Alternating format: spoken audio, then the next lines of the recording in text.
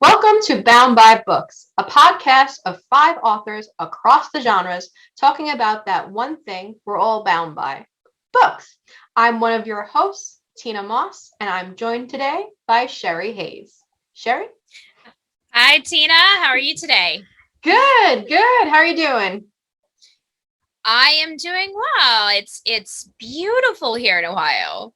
You Absolutely beautiful. I have the opposite today. It was supposed to be a cooler day, and it is muggy and humid and raining, and I am not about it. I want the fall weather. I am done with this icky summer stuff. Oh, are your leaves starting to change yet, or? They are, but they're in that weird stage where they're like mostly green and then this like brown thing on the end. They're not pretty yet. Yeah, we haven't gotten to the pretty stage yet. We're mostly greens and yellows at the moment. Okay. So, but they are starting to change, and it is gorgeous. Oh, nice. So, we're getting a Nice. fall. Yay! Yay! That's something we always get in Ohio. Well, today we thought we would talk a little bit about just general author behind the scenes, what it's like, what our experience has been. I've been in the industry publishing since 2010. Tina, how long have you been publishing? So I've been in the industry since I believe it was 2007, and I had a very whirlwind experience where I didn't officially, like, I only count my official publishing from 2014 because things before that were very hectic and crazy. We could get a little bit into that. I was going to say, I'm sure there's a story there. Oh, there's a story. There is a story there. There is a story. Yeah, it is a cautionary tale, to be sure. But right now I've been all in the writing cave. I'm on deadline. So a lot of people sometimes ask, like, what does that mean to be on deadline? It's literally when you are buckling head down in the writing zone, and that takes priority over everything else. So I've been heavy into that for about a week now. Yes, and you feel like this little thing on the back of your neck saying, you gotta write more, you gotta write more, you gotta write more. Yes, completely. Get it done. And completely, and I've done this to myself. Let me be clear on that. I could have easily spaced this out appropriately, but unfortunately I prioritized other things, didn't prioritize the writing, have come down to the wire, and now just need to get it done. So yeah, I know some writers are very much deadline motivated. They just I can't say that I am. I don't know that I am deadline motivated, but I just had no choice because I could not. I was going to say, you made yourself deadline motivated. I feel like I shouldn't be, but yet here we are. Are you deadline motivated? I don't tend to set release dates until the book is written. Gotcha. Although I have considered potentially trying to fiddle with a deadline motivation type thing, because I do have a very hard time staying, kind of like you. I have so many different things pulling me in so many different directions that writing doesn't always take priority. And I figure, maybe I should like put up a pre-order, even if it's, somewhat in, far into the future, to motivate myself to actually sit down and get the writing done every day, because otherwise, like you said, it's just other things come up, and you're balancing, what is the most important thing that I have to get done today? And there's only so many hours in a day. Yep. I mean, there just is. There's only so many hours.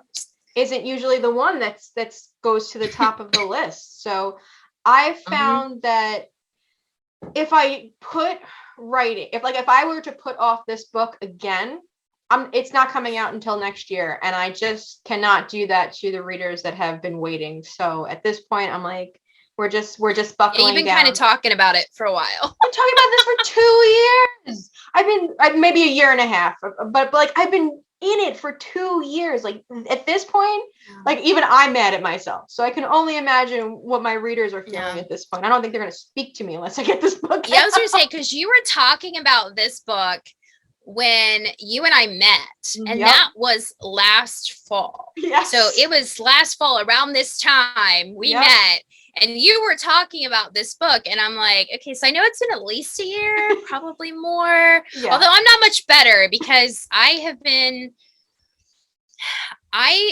the book I'm writing right now is a book in my Serpent's Kiss series. It is his Forbidden Kiss. It's going to be Justin and Kim's story. It's the rest of Justin and Kim's story. I wrote a novelette called One Forbidden Night back in oh gosh, it's probably been like 4 or 5 years ago. And when I finished it, the first thing my editor said when she finished it was, when are you writing the rest of their story? Yep. I was like, I don't know. I ended up writing another book, actually another 2 books, 3 books in between. And then I'm like, I think it's time for me to write their story. But it has been probably a year and a half since I really kind of put on the, put on my thinking cap to start writing their story. And it just keeps getting interrupted. When did that one come out? Chapters. One Forbidden Night, or the first part. Remember, I think it was probably 2015, 16. That's what I had with Code Black and Red Alert. So Code Black I had put out as my first big solo project because I was co-writing at that point.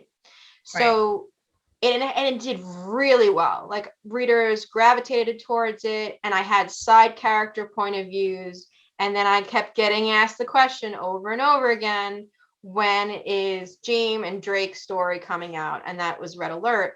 But it was 5 years in between. And I knew with my new sci-fi series with Aliens Captive and the rest of the series that I did not want to do that. I wanted to be a rapid release writer. I have this like deep burning desire in me to be a rapid release author. I just do not have the willpower to do this. Saying, good luck with that. Knowing your craziness and my craziness, rapid release just doesn't happen. The only reason I'm thinking of maybe trying the deadline motivation is because when I was with a publisher, I released about every 6 months. And that's a good schedule. That's a nice schedule. And it was kind of not really pushed on me, but it was, okay, you were writing in, just in the writing machine at that point, because again, when you're with a publisher, at least most publishers have a long deadline. Right. So you have to have it in by a certain point, and then it doesn't usually come out for about 9 months or a year, what have you. So you have to kind of keep churning these out, or else you're not going to have a book out for 2-3 years, because it has to go through all that, all the editing processes. So because of that, I was staying on roughly a 6-month track. So I would, I was submitting a book about every 6 months, and I was publishing a book every 6 months.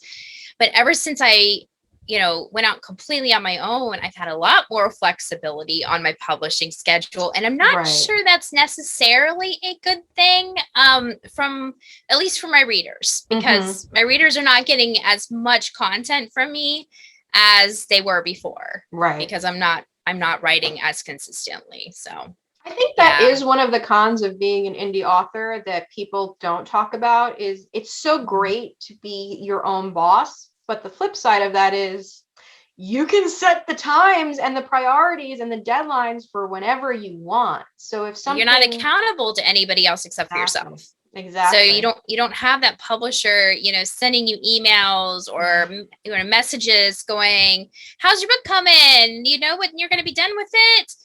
Instead, you're kind of just like, "Oh, well, it is what it is. I'll get it done when I get it done." But it does kind of, it kills your momentum from a marketing standpoint, Yes. for one thing.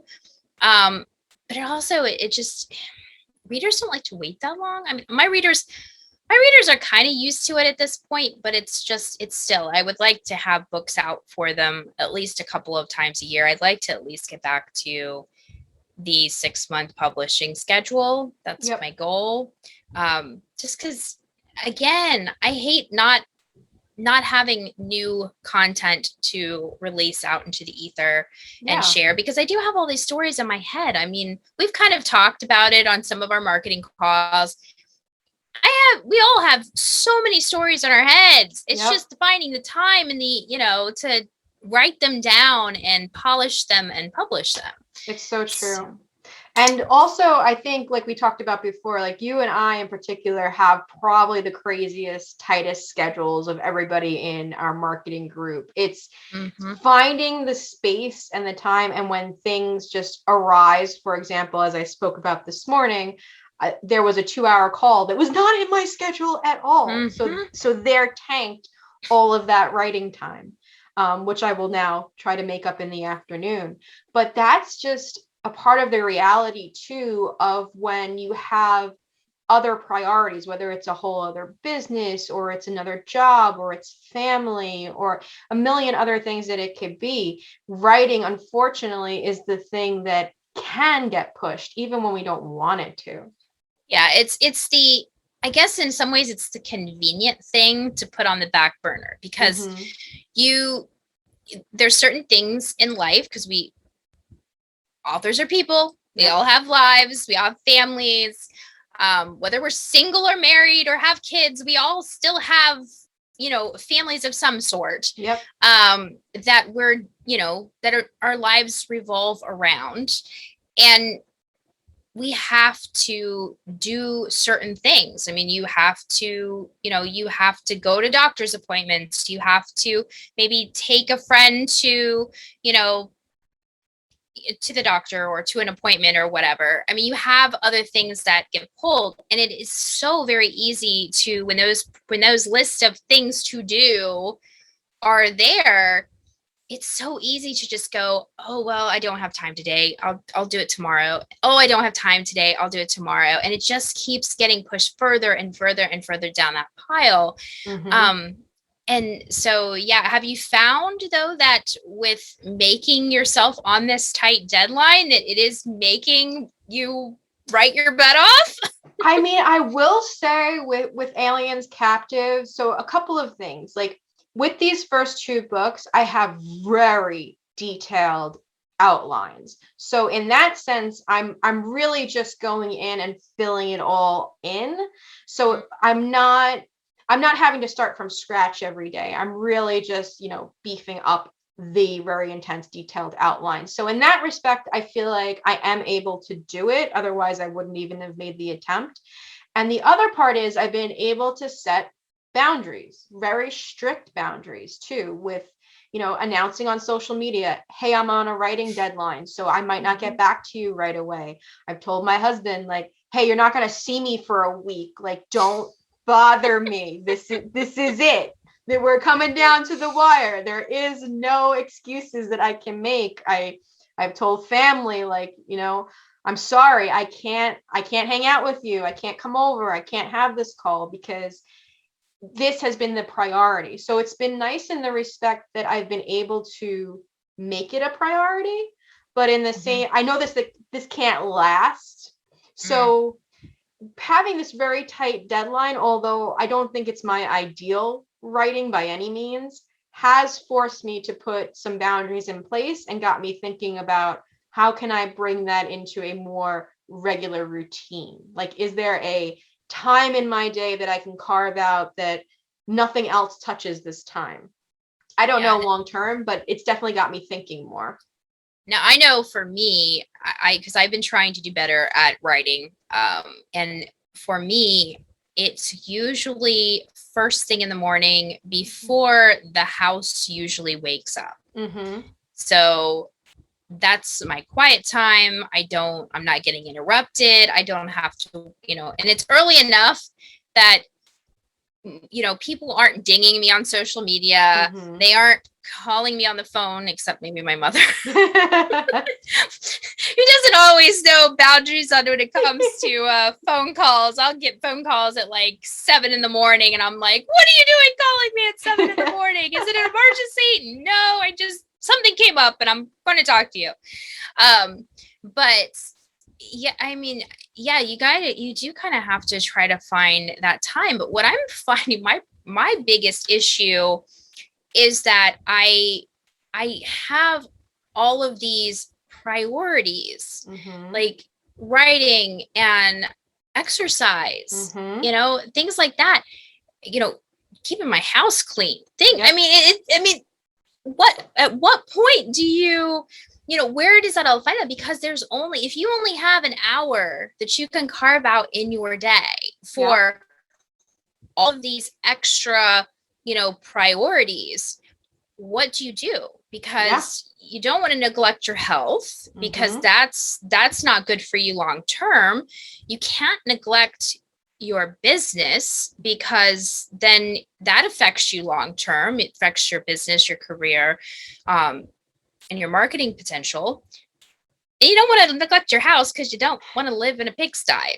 That can affect your creativity as well. For Because sure. if you're literally surrounded by Filth. junk, filth, it can affect your health. And it can affect your productivity as well. So how do you find that balance is, I guess, the biggest question. And I'm not really sure I have found the answer to that yet.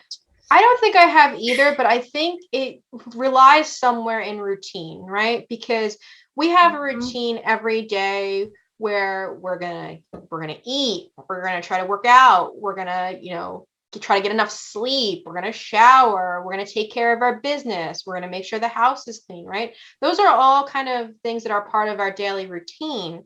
So, how do we make in our brains writing as equally as important a priority and part of that routine? Because I think it's just for us, it's something that we can put on the back burner.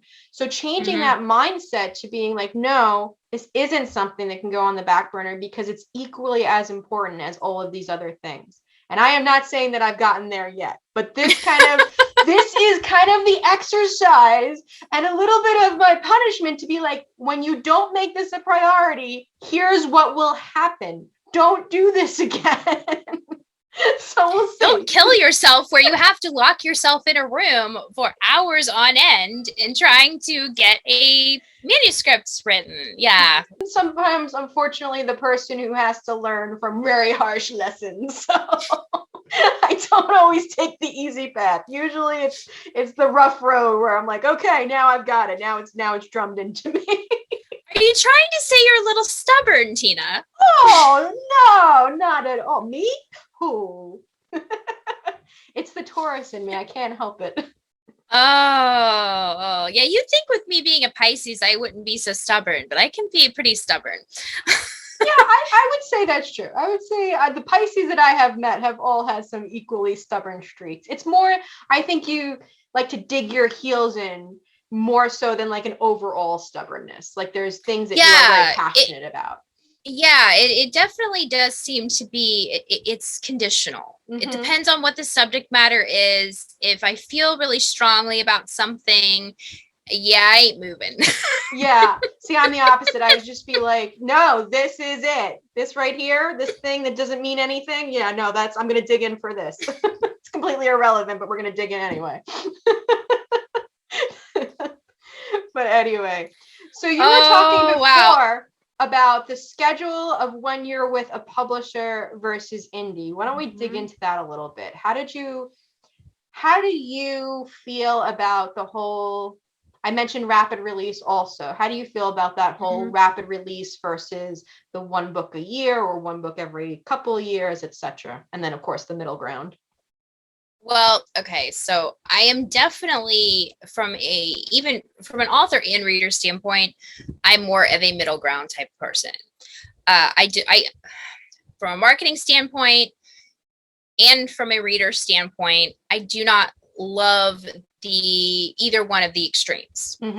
I think from a marketing standpoint and a reader standpoint, on the only releasing once a year, once every 2 years, again, you lose the momentum. Readers kind of forget what the, especially if it's series, what the previous book was talking about, any threads that you kind of led into or set up for your new book have kind of just, like went back because they've already read probably 200 other works between, your two books. I'm not a huge fan of rapid release either. And the main reason for that is because my experience has been, when I read the vast majority of rapid release authors, the stories tend to devolve into very cookie cutter stories. Like a Harlequin-esque type where it's very category type, or even more so? Even more so. For example, there is an author who shall remain nameless that I tried to read. Very, very, very popular author, I might add, which is fine.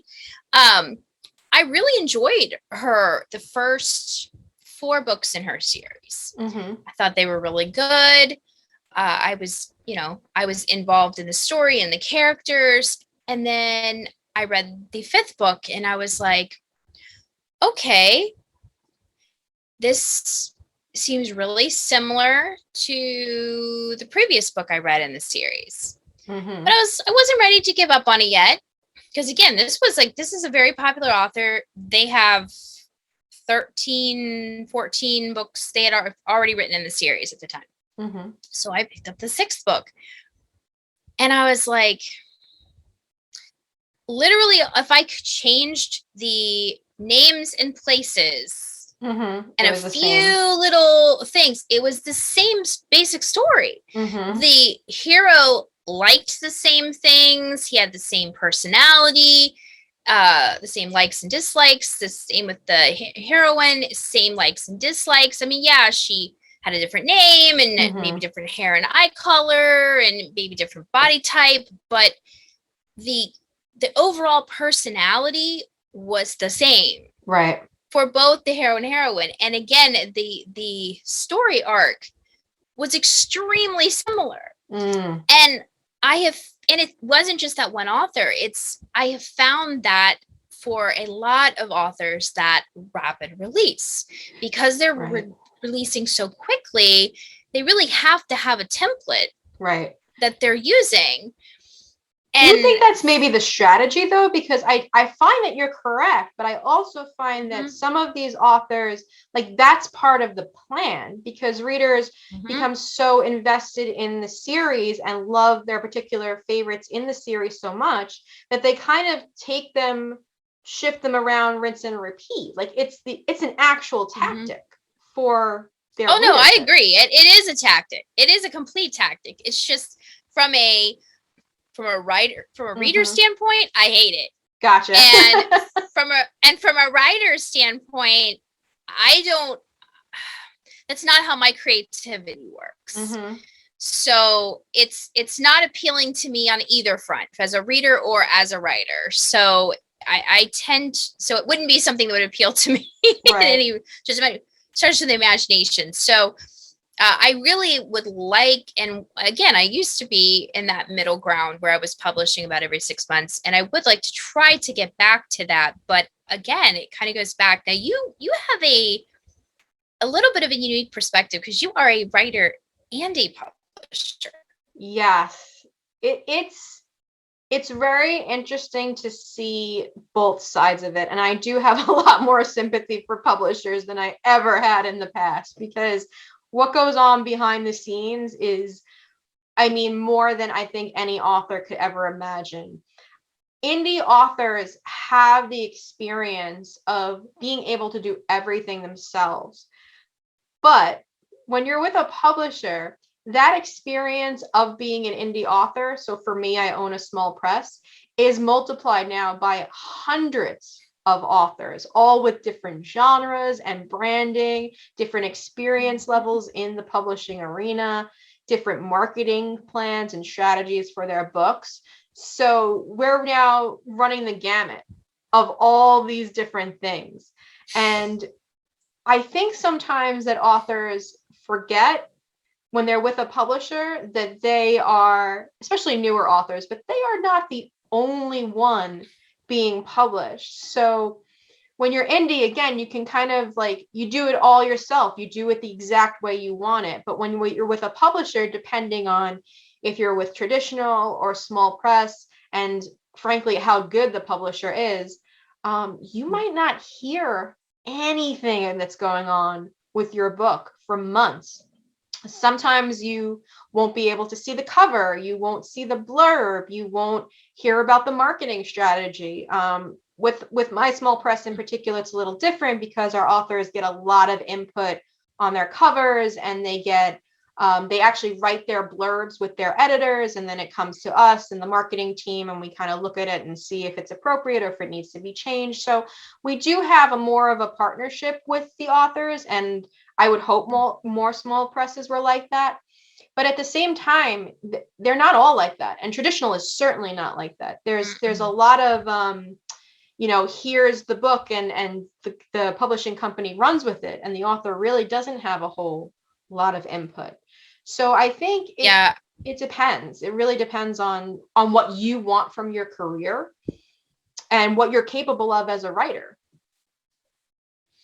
So what are, kind of going down a little bit of a rabbit hole here, but what are some of the, I guess, I don't know if the one we use the word worst, but what are some of the bad habits that you have found from newbie authors?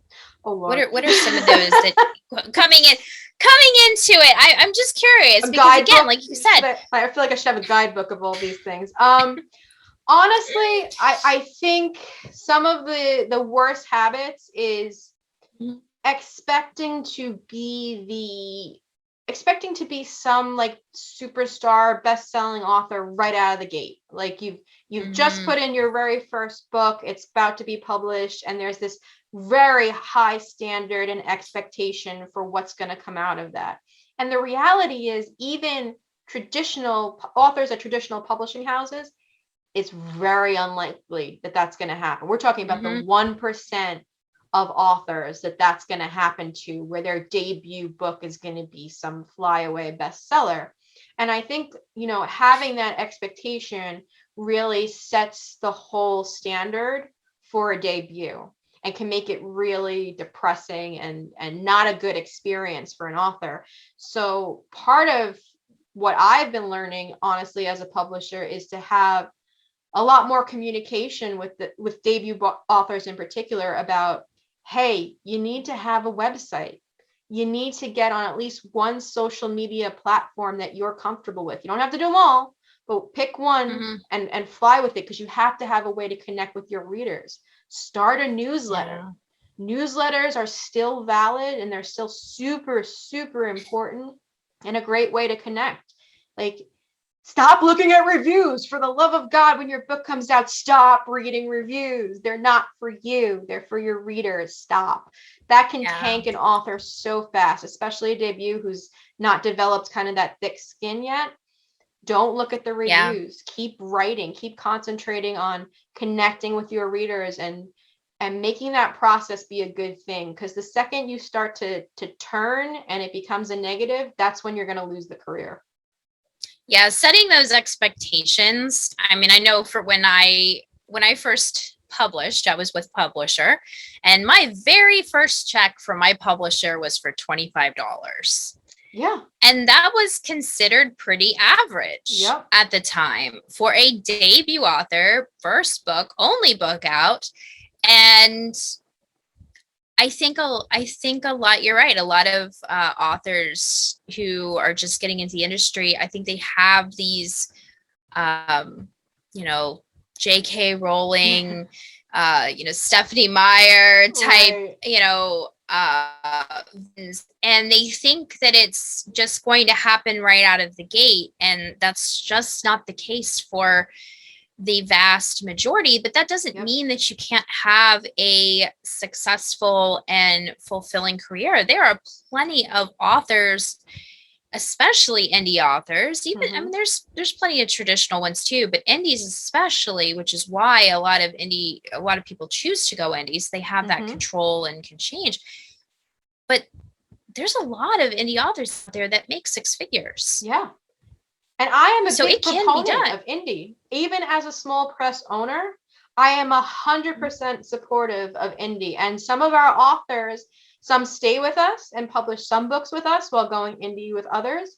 And some go completely indie after being with us. And those two roads are both perfectly valid. And I think if you can go indie, it's probably the best road to get you to that six-figure bestseller status. The only Mhm. caveat I would say to that is it is a marathon, not a sprint. So yeah, so having the proper expectations, I think, is super important. I think even if you decide that indie is the right road for you, understand that getting to that level where indie authors are making six figures, they are not making that from one book. It's No. extremely rare, if I've ever seen it, to be quite honest, for an indie author to be like one book out, six figures. Like that's just not the norm. So like any other career, it takes time. You have to work at it, you refine your craft, and you just keep going. Hmm. Yeah, I don't know that I have ever seen an indie author who's put out one book and who has made six figures right Yeah, off the bat. I don't think And so. I think a lot of that has to do with the fact that, especially in the romance industry is so saturated with books. Mm-hmm. So it's going to be rare that you're going to put out a book and, most of the romance genre readers are going to actually pick it up within a set amount of time when they've never heard of you ever before. Right. Because there's plenty of other authors out there that they've read before that they like. So why are all of them all of a sudden going to flock to you when they do not know who you are? Right. You would have to have such a buzz. I'm not saying it's impossible, It would be but hard. I'm just thinking the amount of marketing dollars you would have to put behind branding For sure. and marketing in order to do that. And so then it comes to, is that going to the amount of money you would have to put into that, is that going to offset? Because are Yep. you going to have to put six figures into it in order to get six figures Exactly. with not Exactly. having that brand recognition? And that is something that I think probably we don't talk about enough, that gross profit versus net profit, right? Those Mm-hmm. authors are also spending a lot of money. Now, I'm not saying they're not making good money, because they definitely are, but they're not just making that money from nothing, right? They're putting the Right. money that they make back into their business, as any good business owner should. So being an Mm-hmm. indie author is not just about being a good writer. It's about being a good business person. It's about being a good marketer, a good strategist, making sure that if you don't know how to do something, you have the proper people in place to help you so that you can do it all, because you are a business owner. And I think going back Yeah. to that rapid release idea, right? I Mm-hmm. I like rapid release for me, if I can ever actually get it done effectively, because in the genre that I'm going into with sci-fi romance does have some of that, I hate to say cookie cutter, but it does. It does have some of that cookie cutter-esque quality, but it's a thing that readers are clamoring for, right? I loved Mm-hmm. this writer. I love this series. I want to see more like it. I want to be comfortable in the familiar. I want to, wrap myself up in the type of hero that I like and the story that I recognize. So Mm-hmm. from a creative perspective, I totally understand why that would not be your thing. And even as a reader, that might not be your thing. You want to read unique stories each time. I get it. But as a person who reads, like, I don't know. I think I don't know how many books I'm up to, but I read at least 150 books a year. Mm. That idea of, the familiar is very palatable to me, and I get why readers kind of sink into that same mindset. It's honestly, it's why Harlequin lines are still popular to this day. Oh yeah. There's something But there. there is, but it's also, again, from a me personally, from reader standpoint, like I cannot read the same author a lot of times back to back to back. I just can't, because I need that variety. I need, I need the change, which I know is so weird. But again, it goes back to the writing style I have in my own books. Mm-hmm. I mean, I have billionaires versus the book I'm currently writing. He owns his own mechanic shop. Right.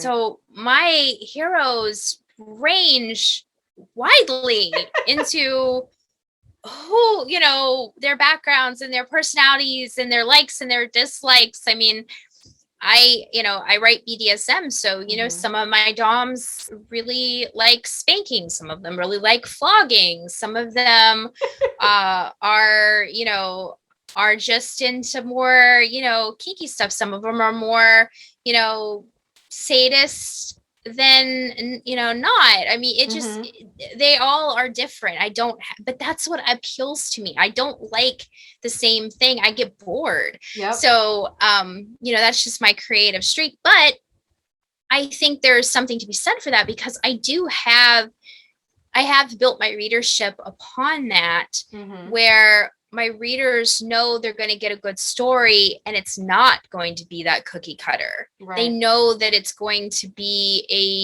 that story is going self-contained. The characters are going to they're going to stand out. The characters are going to stand out on their own versus maybe an entire series, or maybe because like in my Serpent's Kiss series, perfect example because of them being all standalone. I mean, Welcome to Serpent's Kiss introduces, Katrina and the club. She's a 40-year-old femdom who's a widow, and she's a bit of a sadist. She likes inflicting pain. Then you have in the second book, I have a femdom, Beth, who is the complete opposite. She's not really into over the top pain, and she's more in the give and take type of her submissive serving her. And then but you see that I mean, that was 2 books literally back to back, and it's both were femdoms, right? But completely on the ends of the spectrum. They have very little in common other than the fact that they're both female dominants. Right. See, I am such a binge watcher / binge reader. Like when I'm in, I'm all in. When I was reading urban fantasy, paranormal romance, like I read everything, and I would just go like, I think J.R. Ward's sitting on the shelf behind me, like all of them at once, and Patricia Briggs, all of them at once, Nalini Singh, all of them. And I got the same with sci-fi romance, where to the point where I'm like, okay, where is your next book? And I think that's an expectation that certain genres give to their readers as well, is like, you can binge this because there is a book coming out every 2 months or every 3 months, or some even faster than that, which I'm not there. I'm not at that level.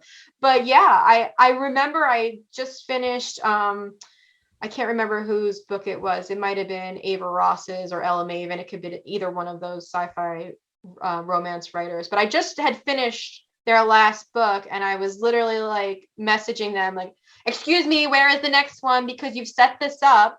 And that's another tactic also, by the way, in the writing, in that the epilogue is often the character who will be the next book. Like you've seen them as a side character, and now they're going to be the hero or the heroine of the next book. So we get this beautiful epilogue, and it just entices even more. It's not a cliffhanger, but it's definitely like a preview of what is to come. So that just leaves you wanting it even more.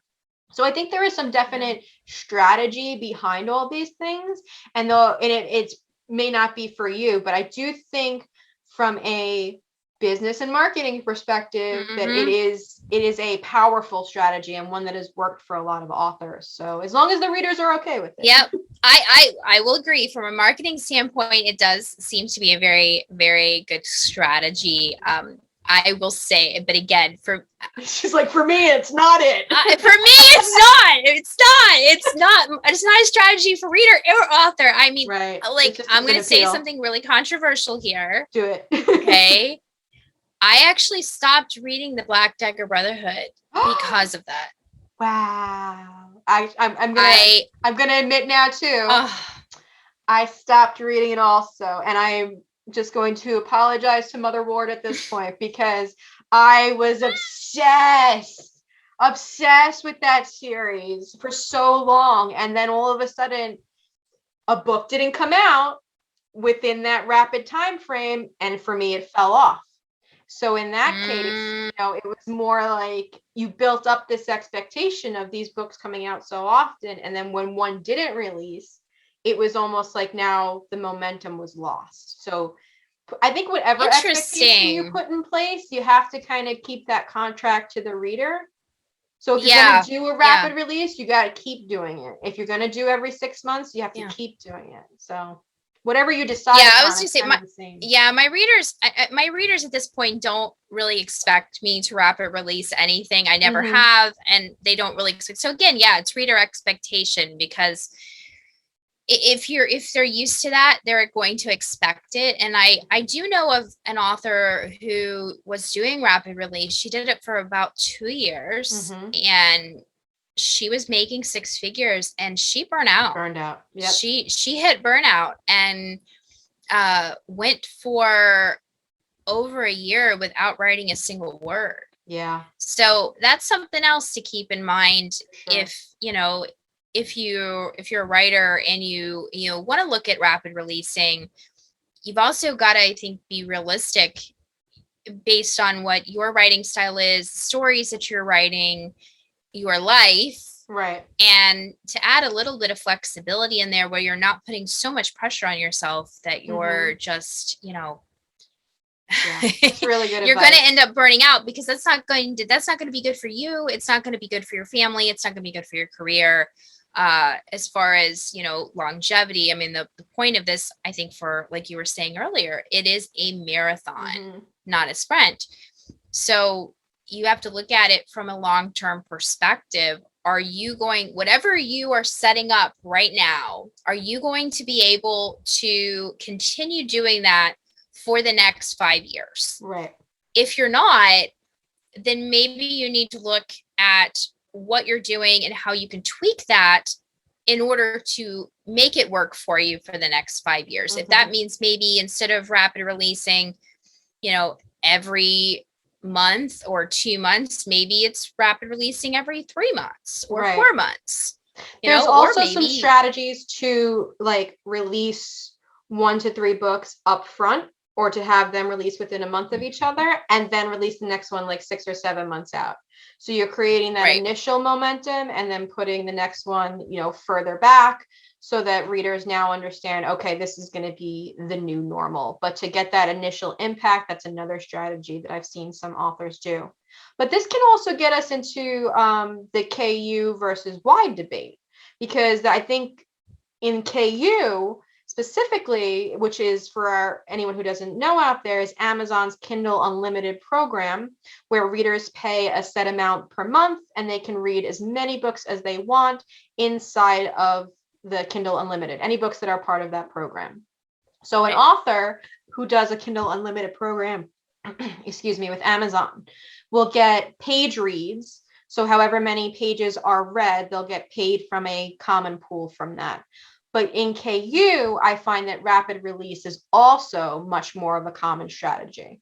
Yes. Yeah, I would agree with that. I think part of that is just because of the way it's set up, because you are limited in KU, because in order to be in KU as an author, you have to agree to be exclusive to Amazon. And therefore you are creating a limitation on the readers that you are able to reach, because not everybody will buy from Amazon. I know of some people who are very anti-Amazon, and they don't, it doesn't matter. It's like, if your book is only on there, then, sorry, I'm not reading it because I'm not doing it. But there are also people who will only buy on Amazon. But still, if you're in KU, you are only on Amazon. You are marketing to KU readers primarily. And again, you've got a limited number and you are getting page reads. So if you don't continually put out new things for those limited readers to read, you're not going to continue to get those page reads. Right. Yeah. So you're not going to get the income. So, and I think from a author perspective, it's very important to decide like what is going to be the best model for you. And also that if you're going to make the KU move, so for example, with my sci-fi series and Aliens Captive, it is going to be in KU, where my other books have gone wide. And the reason I decided on KU is because so many authors in my genre are in KU. So in my research, this particular genre is where the readers are. They're KU readers. If I was writing in a different genre and most of the readers were not looking in KU, I would definitely be wide, because I do think the benefits of wide are better than the benefits of being in KU. But unfortunately, in this case for me, it makes sense because that's where the primary majority of readers are. Yeah.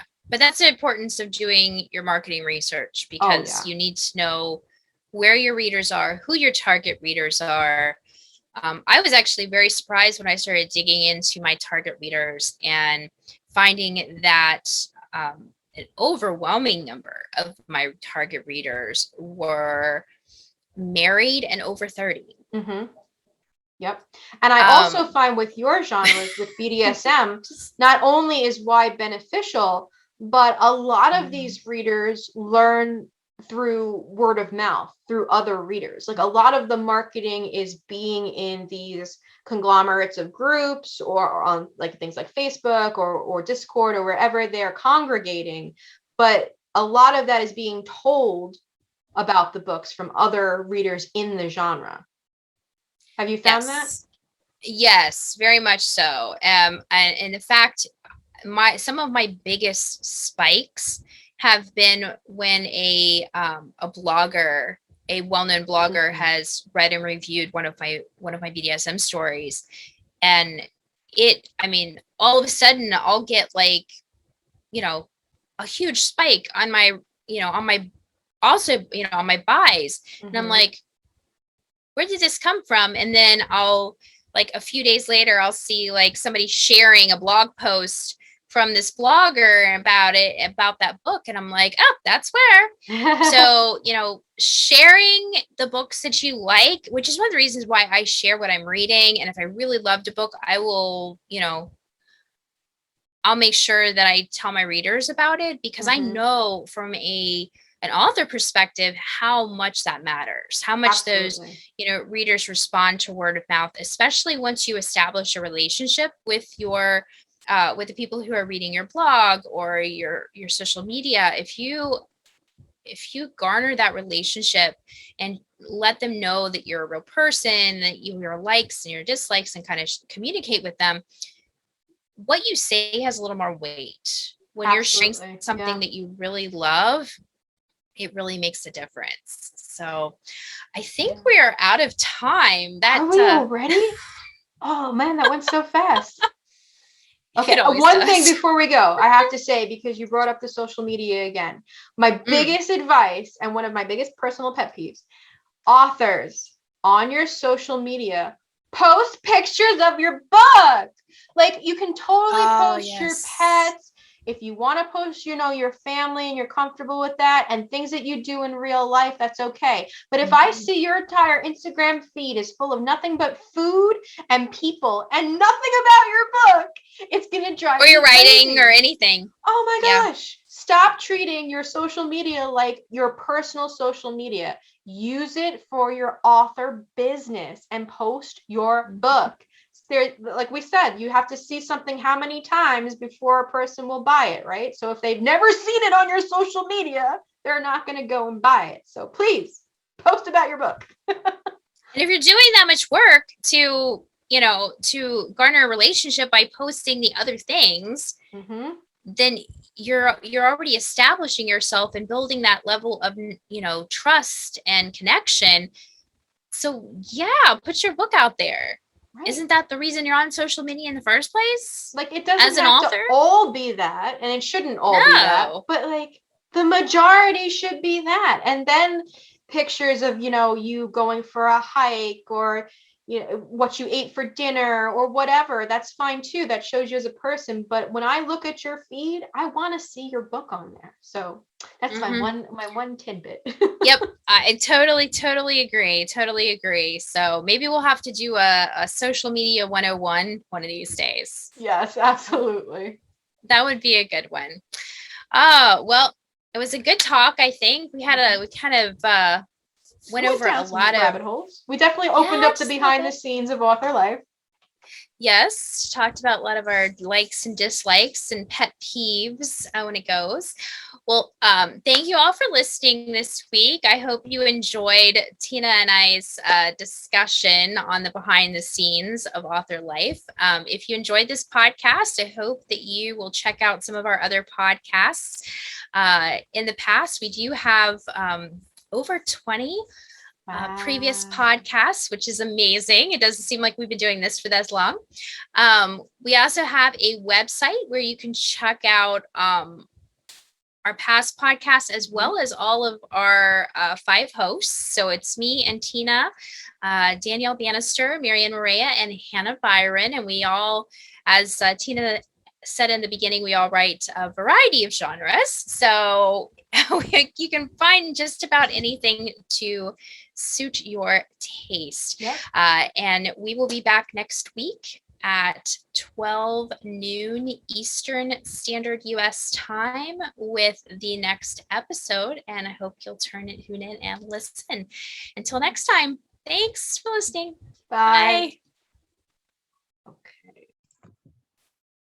Wait! Before you go, don't forget to like, comment, and subscribe, and check us out on our website, boundbybookspodcast.com.